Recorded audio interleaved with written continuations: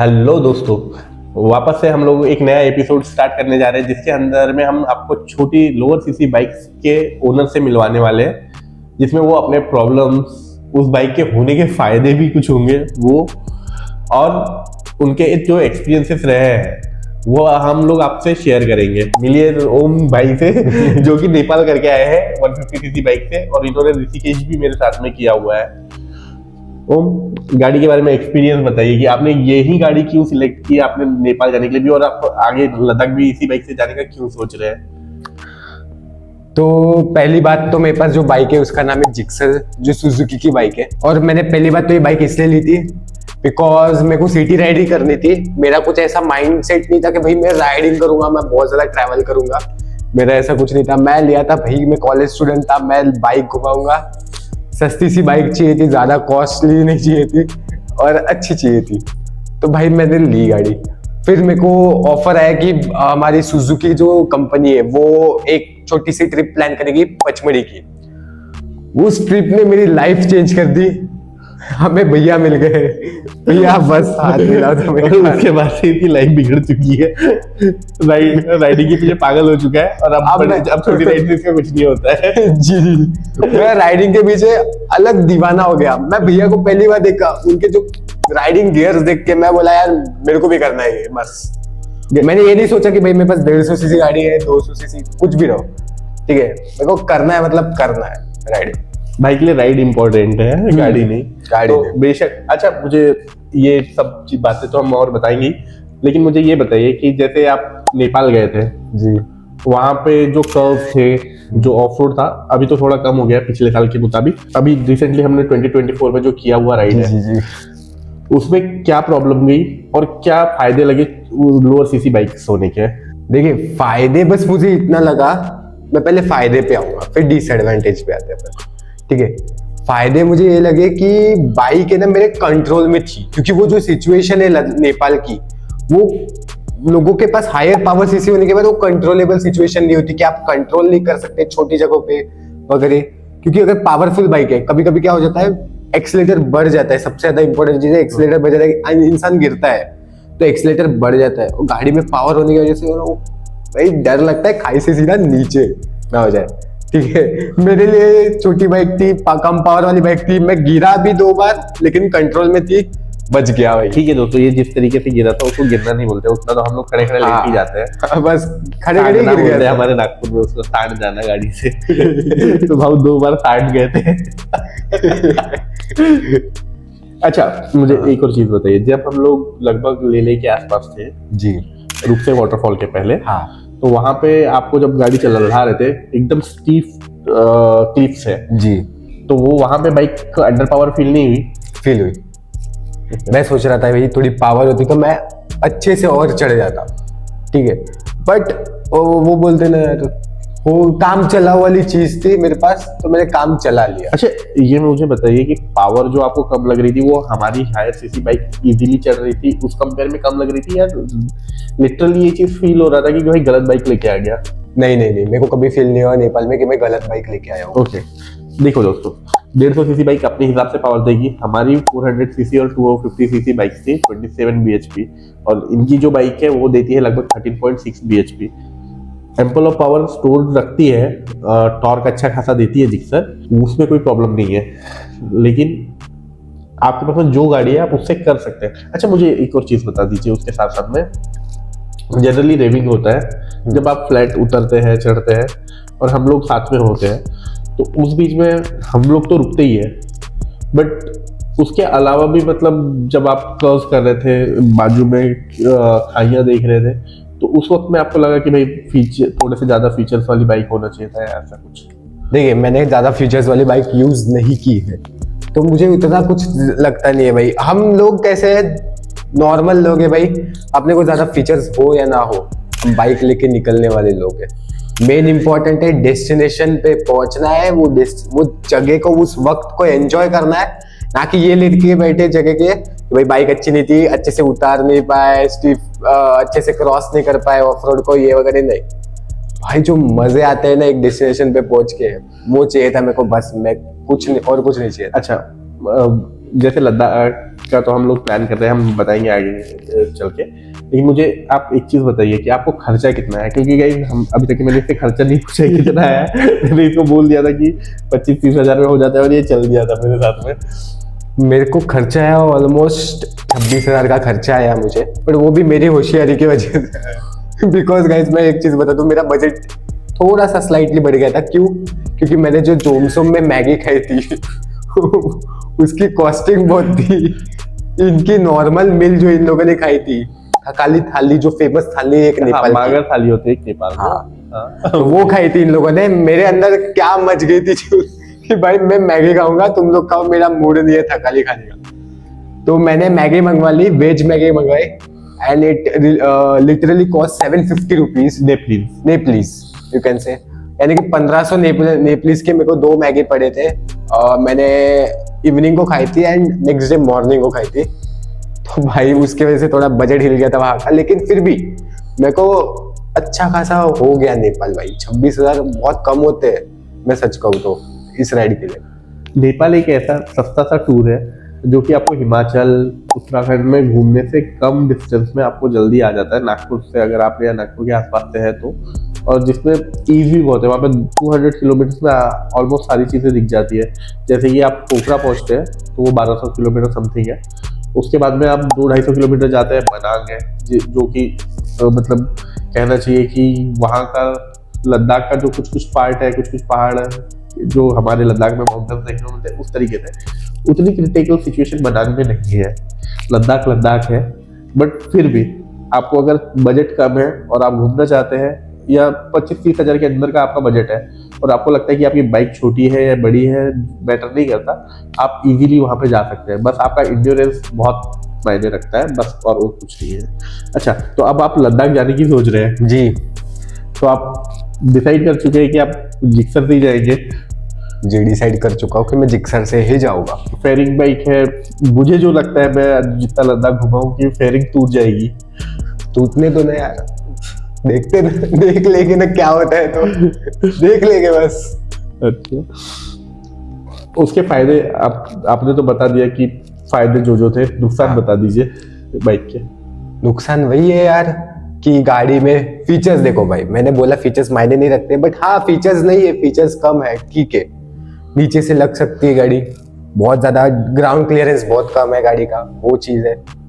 And breaks उतने अच्छे नहीं है भाई, जो हायर सीसी के ब्रेक्स इतने पावरफुल होते हैं, उतने अच्छे ब्रेक्स है नहीं गाड़ी के। तो पावर भी तो कम है। पावर भी कम है, रुक जाती होगी। पावर के हिसाब से ठीक ठाक ब्रेक दिए, ऐसा है। नेपाल में सबसे अच्छी जगह क्या लगी? नेपाल में सबसे अच्छी जगह तो मुझे एक बाइकर चॉइस की हेलमेट शॉप लगी थी। पक्का? बाइक की लड़की? नहीं भाई, जोक सपाट, सबसे अच्छी जगह मुझे लगी थी मुक्तिनाथ, जहां मैं पहुंचा था भाई। 12,000 फीट पे जाके पहुंच के वहां पे ऐसे लग रहा था भाई मैं कहाँ आ गया, जन्नत। वहाँ के साइड लामायुरू की तरह से लगते हैं।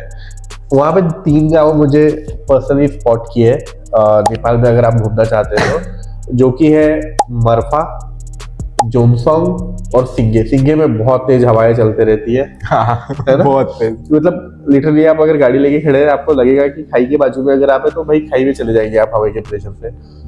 और सेकेंड हाफ के बाद में वहाँ पे हवाएं चालू होती है। मारफा जो है वो कम्प्लीटली आपको आउटस्कर्ट्स में एक ऐसा गांव जिसके अंदर में फैसिलिटीज नहीं है, वो चीजें दिखाता है। और जोमसोंग जो कि फैसिलिटीज भी है, गांव के टाइप में भी है, और मेरा ख्याल है कि मुक्तिनाथ कागबेनी करके एक जगह पड़ती है, जहाँ से राइट साइड जाते हैं तो आप मुक्तिनाथ चले जाते हैं, ऊपर आप सीधा स्ट्रेट चले जाते हैं तो आप अपर मस्टैंग जाते हैं, जिसमें इंडियंस को काफी ज्यादा फीस है जी। तो अन्नपूर्णा रेंज के अंदर में ये 2-3 गांव जो है वो रुकने लायक है, मुझे जो लगते हैं। मुझे भी पर्सनली वही चीजें अच्छी लगती है कि लद्दाख में सारा कुछ जो देखते हैं बहुत लंबे ड्यूरेशन तक के, वो चीज आपको कम में देखने को मिल जाती है। तो इसीलिए एक बार लद्दाख का जो सपना देख रहे हैं और नहीं कर पा रहे हैं, वो लोग नेपाल भी जाकर के मनांग वगैरह कर सकते हैं, या लोअर मस्टैंग कर सकते हैं। अच्छा, मुझे एक चीज बताइए, आपके बाइक में फिर कितना खर्चा हुआ राइड से आने के बाद? मेरे को तो भाई 400 रुपए लगे, एंड नॉर्मल सर्विसिंग जो होती है 1500 रुपए। टोटल किलोमीटर कितने चलती बाइक? 3000 प्लस, ठीक है, 3200 समथिंग चल गई थी गाड़ी। ओके, तो सर्विस तो आ ही गया होगा आपकी बाइक का। जी बराबर है। अपन हम लोगों ने वहां पे टॉपअप करवाया था ऑयल का, बस फिर आने के बाद सर्विसिंग हुई थी, हो गया। अच्छा, मुझे बाइफरकेशन मिल सकता है कि पेट्रोल कितने का लगा था? 26K में से पेट्रोल का क्या अमाउंट था? ऑलमोस्ट 8-9,000 का पेट्रोल लगा था मुझे। 8,000 का पेट्रोल जी। स्टे एंड स्टे मील्स वगैरह उसमें चला गया, और कुछ मेरी शॉपिंग थी उसको मिला के मैंने 26K बताया आपको पहली बात। तो शॉपिंग तक मिलाई मैंने। 23K में लगभग एक बंदे का हो जाता है। हाँ। जितने ज्यादा आप दोस्त जा रहे हैं उतना ज्यादा स्प्लिट होता है बिल, तो आप ज्यादा दोस्त। और ऊपर से एक बात, मेरा स्प्लिट नहीं हुआ था स्टे का। हाँ, मैं कुछ अकेला ज्यादा रहा नहीं था होता रूम था, में, कुछ- तो मेरा इसलिए 26K गया। मैं तो बोलता 20K में हो जाए तुम्हारा, है ना? ऐसा है। 22, लेकिन 23 पैसे रख लेने चाहिए राइड में हाँ। कभी भी, क्योंकि आप जिस हाइट पे जा रहे हैं, आपको अगर कोई एक्सपीरियंस राइडर आपके साथ में नहीं है तो आप क्लच प्लेट जरूर फूंक देंगे। यानी कि भाई मेरी बात कर रहे हैं ये। मैं अपनी तारीफ कर रहा था। अच्छा, अच्छा, तो आप क्या सजेस्ट करते हैं लोगों को कि अपनी जो भी बाइक्स है 100cc 125cc इसको लेकर के निकल सकते हैं या निकलना चाहिए उन्होंने? निकलना चाहिए भाई, क्योंकि गाड़ी मैटर नहीं करती। जो हाँ गाड़ी मैटर करती है, मैं ऐसा नहीं बोलूंगा, गाड़ी भी मैटर करती है, बट किस किस सिचुएशन में मैटर करती है वो चीज भी है। लेकिन मैं कहूंगा भाई गाड़ी लो, कौन सी भी लो, निकलो, थोड़ा एक्सप्लोर करो। जहाँ पे गाड़ी नहीं जा पा रही वहां पर हाँ, मत जाओ, लेकिन ऐसा नहीं बोल रहा कि भाई वहां से आ जाइए। जरूरी थोड़ी है कि सब लोग अब जैसे लद्दाख के अंदर में जाते हैं, खारदुंगला 18K पे है, उमलिंगला 19K पे है, ये सारा कुछ सजेशन हो चुका है जी। इसके बाद में मुझे आपसे सिर्फ यही पूछना है कि छोटी बाइक्स के साथ में जैसे बच्चे निकल रहे हैं किसी भी कंडीशन में, कैसे भी सोच करके, तो उनको सबसे ज्यादा जो प्लानिंग की जरूरत पड़ेगी वो प्लानिंग क्या करनी चाहिए? गाड़ी को प्रिपेयर करना है या बैगेज जो है, क्योंकि लोअर सीसी बाइक है तो वो आप बैक पैकिंग की तरफ ज्यादा ध्यान देते होंगे, तो उस हिसाब से क्या आप ध्यान रखते हैं? देखो भाई, जो मन में है ना वो कपड़े मत उठा के लेके जाओ। पहली बात, वेट कम रखो बैग का, ठीक है? जरूरी है उतना ही लेके जाओ, ज्यादा ओवर वेट मत करो। गाड़ी में थोड़ा सेफ्टी गार्ड्स लगा के चलो गाड़ी के लिए। हाँ। क्रैश गार्ड्स लगाओ, लाइट लगाओ थोड़े से अच्छे पावर वाले, क्योंकि वहां पे दिखता नहीं है भाई, नाइट राइड हो जाए आपसे, कहीं पहुंचने में आपका टाइम मैनेज ना हो पाए, तो लाइट्स बहुत इंपॉर्टेंट है। मेरे खुद के लाइट्स इतने पावरफुल नहीं थे, बट थैंक गॉड कि भैया हमारे साथ में थे। हाँ गाइस, मेरे तो दीपावली की वाली गाड़ी है, एकदम पूरी दीपावली पूरी ऐसी आगे जगमगा देती है गाइस रोडों को। मेन तो चीज बस। क्या होता है बॉस कि मैं जनरली बाइक में 2 टाइप के लाइट्स लगाता हूँ। मुझे ज्यादा लाइटिंग का शौक नहीं है, मतलब शौक के कारण नहीं लगाता हूँ। मैं एक लाइट लगाता हूँ जो कि प्रोजेक्टर होते हैं, एक होता है हेलोजन। उसका क्या होता है कि जब हम लोग हाईवे कर रहे होते हैं तो हम प्रोजेक्टर लाइट से या प्रोजेक्टर ऑक्स जो रहते हैं उसको यूज करते हैं, क्योंकि उसका जो थ्रो जाता है वो लेंथ में जाता है, लंबा ज्यादा जाता है। जबकि जब मैं पहाड़ों पे कर्व्स कर रहा होता हूँ, रात में कई बार होता है कि आपको राइड करनी पड़ती है, तो पहाड़ों पे हम लोग हेलोजन ऑक्स को यूज करते हैं, या हेलोजन ना भी हो, एलईडी भी हो तो स्प्रेडेड नॉन प्रोजेक्टर एलईडीज जो होती है उसको यूज करते हैं, क्योंकि उसका स्प्रेड बहुत अच्छा होता है। तो जब आप कर्व्स कर रहे होते हो तो स्प्रेड जब अच्छा होता है तो आपको कॉर्नर में क्या आ रहा है, कुछ प्रॉब्लम है, पत्थर है, कुछ भी जो चीजें है वो आपको इजीली दिख जाती है। तो इसलिए मैं 2 लाइट्स लगाता हूँ, और इसके पास में लाइट नहीं थी तो मैंने 4 लाइट चालू कर दिए थे। तो ये एक बेसिकली 5 से 6 हजार का खर्चा है हमारा। बेसिकली ये चैनल पे ये सारी चीजें बताने का मतलब ही ये है कि आज के तारीख में जो यंगस्टर्स भाग रहे हैं, ZX 10R जिसकी दिख रही है उसके वीडियो देख रहे हैं, या बड़ी गाड़ियों के पीछे पागल है, होना चाहिए, हम भी पागल हैं, बट हमारे पास में जो चीज है उसमें हम खुश रहना नहीं सीख पा रहे कहीं ना कहीं। तो हमारा बेसिकली ये चैनल के थ्रू यही बताना है कि भाई आपके पास में जो बाइक है आप उस बाइक के हिसाब से आप घूमना चालू कीजिए। घूमना बहुत इंपॉर्टेंट है, क्योंकि मैं अपनी बात करूं अगर, तो मैं जब राइड नहीं करता था उसके पहले की दुनिया मुझे ये लगता था कि 300-400 किलोमीटर जाना बाइक से बहुत होता है। मैं लिटरली 4 साल बाइक नहीं चलाया हूँ। राइडिंग करियर में मेरा एक्सीडेंट होता है, उसके बाद में मैंने 4 साल तक की बाइक नहीं चलाई है। लेकिन फिर वही चीजें ने कि आपको पता होता है, आपको अपनी लाइफ में एक क्या रहना चाहिए, सर्टन नॉलेज रहता है कि भाई डिस्टेंस मैटर नहीं करते हैं, तो वो मुझे आ चुका था। आपको 600 किलोमीटर बहुत आसान लगता है। अभी ओम की 2 ही राइड हुई है। ओम, तुझे आज के तारीख में अगर बोला जाए भाई कि 600 किलोमीटर जाना है तो तू उसको सीरियसली जैसे लेता है कि हाँ जाना है, तो तुझे आसान लगेगा वो चीज की दूर लगेगी? देखिए मैं पहली बात बोलूंगा तो आसान लगेगी। क्यों? अभी आप बोलोगे कि भाई ओम चल हम शेगांव, हमारे पास से 600 किलोमीटर आना जाना पकड़ लो, शेगांव है। मैं भैया को बोलूंगा भैया थोड़ा सा और दूर कहीं चलते ना, थोड़ा और दूर कहीं चलते ना। ये हमारी आदत है। जैसे अभी भैया हमारे उज्जैन जाके है बाइक राइड में, भैया ने मेरे को बोला मैं उज्जैन जा रहा हूँ, फिर दूसरे दिन बोलते मैं थोड़ा आगे जाके जयपुर जाऊंगा, फिर थोड़ी से बोलते पास में वृंदावन है ना वहां पे भी जाता।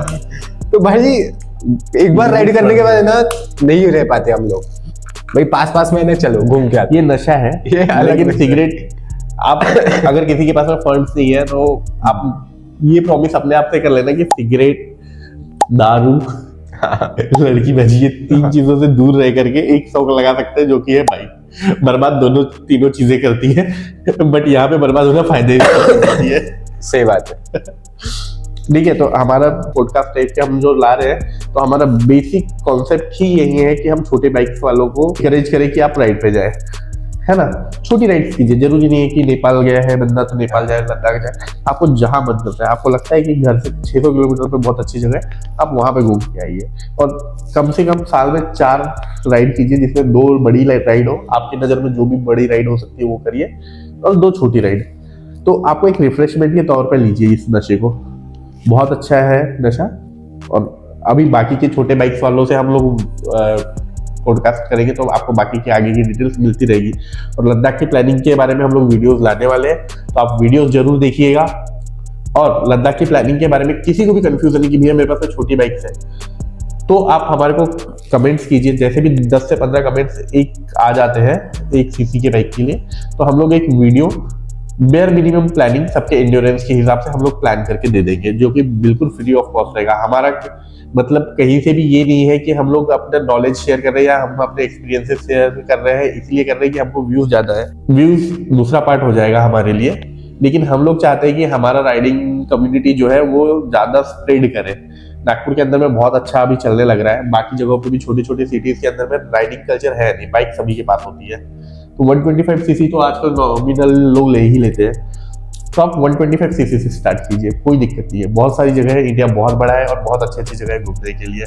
तो चलो इसी नोट पे हम अपना एंड कर रहे हैं। Thank you.